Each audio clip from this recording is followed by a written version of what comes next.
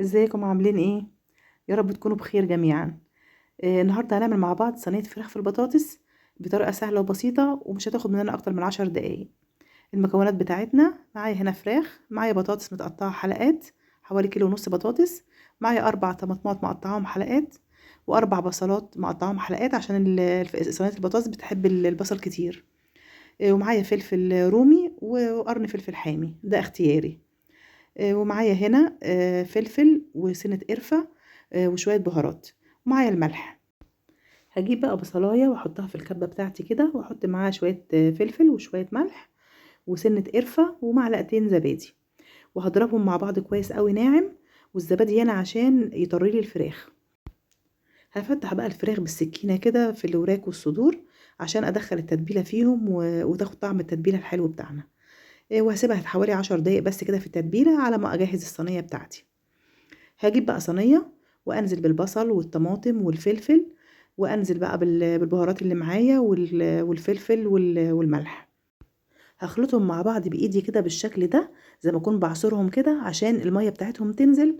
عشان انا مش بسبك البصل ولا حاجة، انا بعمله ني في ني عشان يديني طعم حلو قوي في الاكل. وطبعا قرن الفلفل الحامي ده زي ما قلت لك ده اختياري. هنزل بقى بشرايح البطاطس كده واقلبهم كويس قوي مع البصل ومع الطماطم والحاجات اللي انا نزلت بيها. بعد كده هجيب الفراخ بتاعتي وهحطها بقى على وش الصينية، بس الفراخ هنا انا عايزاها احطها على الناحية السميكة مش الناحية التانية بالشكل ده كده عشان تستوي معايا، لان لما بحطها على الناحية التانية بتبقى الفراخ ناشفة من فوق. بعد كده هرش رشة فلفل بسيطة كده، واحط معلقتين زيت، واحط كوباية مية. وبعد كده اقفل الصينية بتاعتي بقى بورق فويل، واكون مسخنة الفرن وادخلها في الفرن عالي الحرارة يعني، على الفرن شوية. وبعد كده بعدها بربع ساعة هطلع الصينية عشان اقلب الفراخ على الوش التاني بالشكل ده كده. وهزودها هنا شوية مية كمان لو حسيت انها نشفت، ما نشفتش خلاص. وبعد كده هقفل الصينية تاني واسيبها من تحت شوية كمان، هتاخد حوالي نص ساعة بالظبط.